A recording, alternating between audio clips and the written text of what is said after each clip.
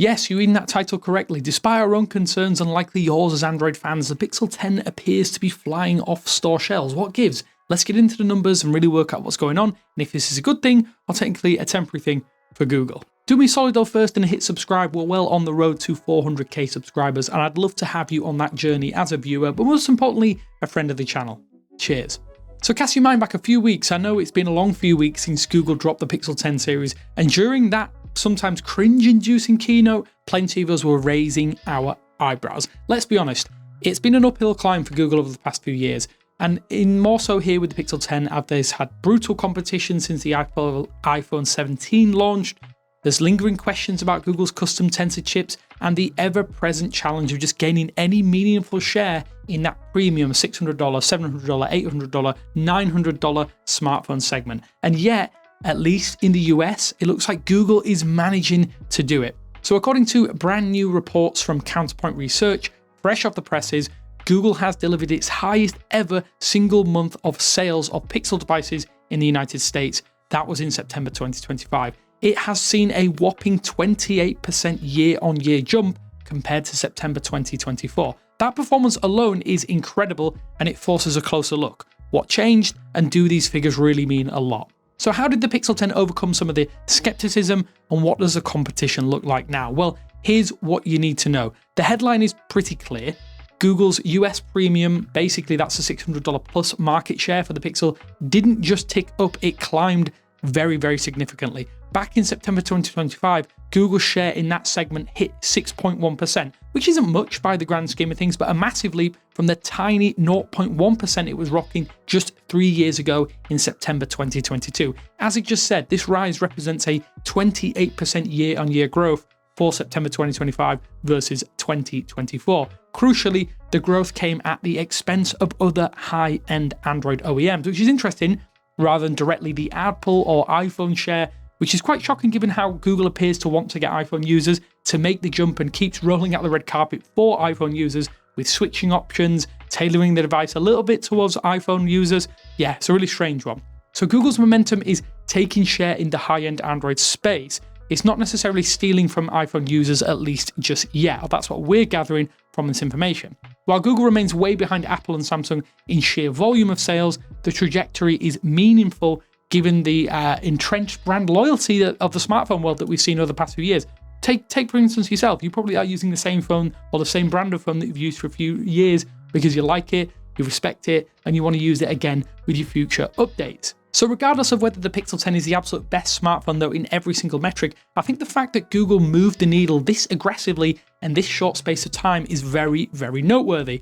And maybe, just maybe, what we as techies cringed at when Jimmy Kimmel hosted the Made by Google launch actually showcased that while tech is intrinsically nerdy, it can be more accessible to those less techie people out there. In hindsight, I think that going down this QVC shopping channel style route with a little humour thrown in and maybe some self-awareness that has really helped the public perception of the brand and the devices. But then again, do people care about keynotes? I'm not so sure.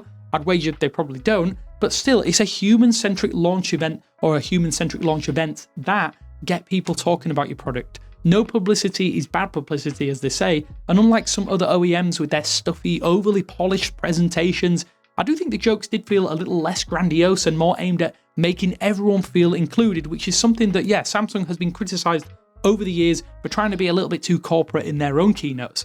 So before and after the Pixel 10 hit store shelves, there were several open questions that we felt, or well, more or less felt par for the course for a Google Pixel launch. First and foremost among those was the Tensor chipset, or the credibility of the Tensor chipset. And obviously that puts Tensor G5 right in the firing line. Despite running cooler than previous generations, we know that its raw benchmarks and GPU performance do lag behind the top Snapdragon and Apple Silicon offerings. It's basically just how we've accepted the Tensor processor at this point. For a premium priced phone, it is less forgivable. It doesn't help that this space is becoming fiercely competitive. Of course, it's ruled by Apple's iPhones and Samsung's Galaxy S series devices in most regions, but breaking in is inherently going to be difficult because of that, and switching OS or brand is typically a really high hurdle for many users out there. We've said it before, Google's uphill climb is tough, and sometimes even we doubt that there is enough momentum in the system or the hardware for people to really make that jump, despite being, pretty much entrenched in Google's Pixel hardware. We've scrutinized the value proposition because even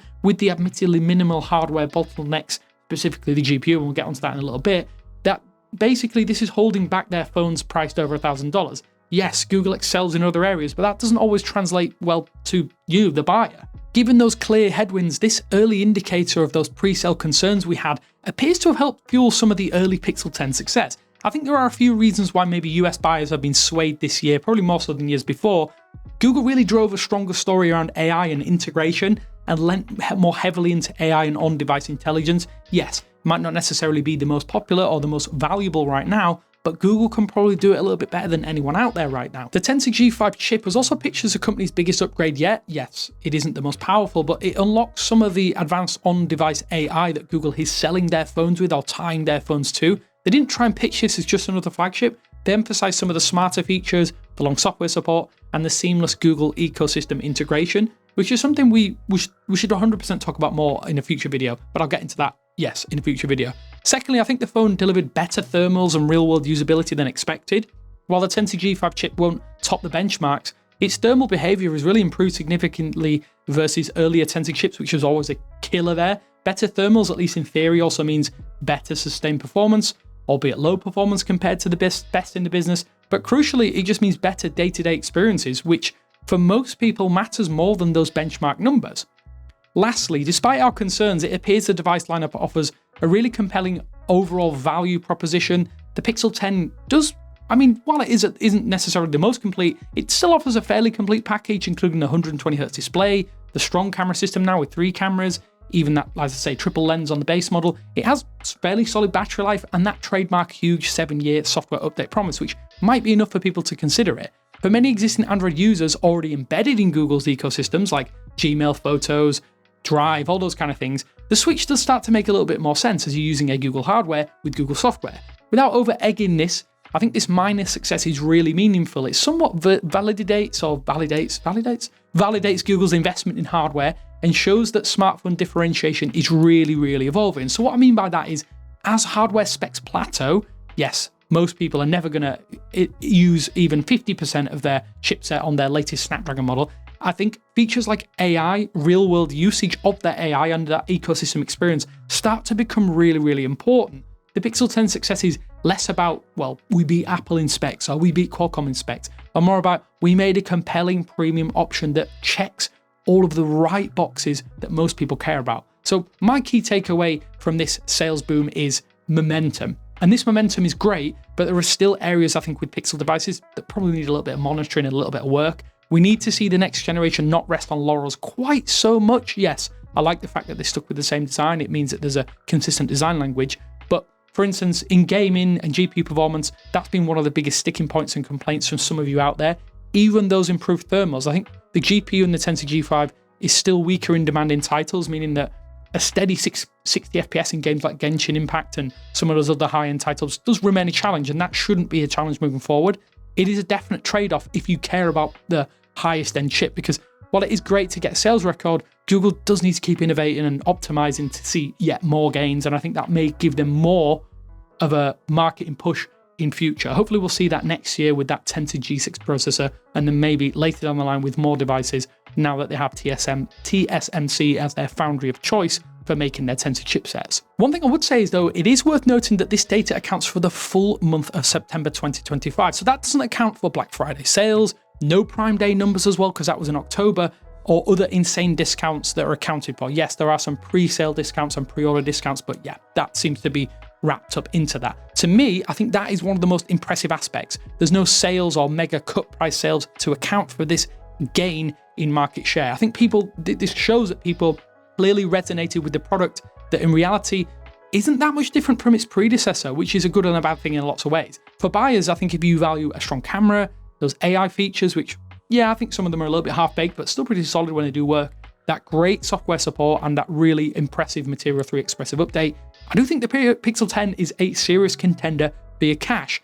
If you're a hardcore gamer or a hardcore Android nerd out there and you demand the absolute fastest benchmark numbers, maybe all of the best specifications, yeah, you're going to look elsewhere. You don't care about the Pixel 10, you're going to lambast it online. But the fact that Google is gaining share or market share shows that for most users, good enough plus strong integration does actually trump raw numbers. I want to ask you though, what do you think? Is Google finally a genuine third player in that premium space for smartphones, particularly in the North American market where this data is from? Let me know in the comment sections below. I'm actually anticipating a lot of you will disagree here, but don't shoot the messenger. I'm only sharing some data and a few thoughts that I've had around this data. So yeah, I would say expect more to come down the month once thus as well and truly settled on the Pixel 10 series launch period. There's a lot of sales to come, and I do think that might benefit Google even more greatly as we approach that Christmas period as well. Yeah, let me know what you think down in the comment sections below. Really interesting information. Thanks for watching. Cheers.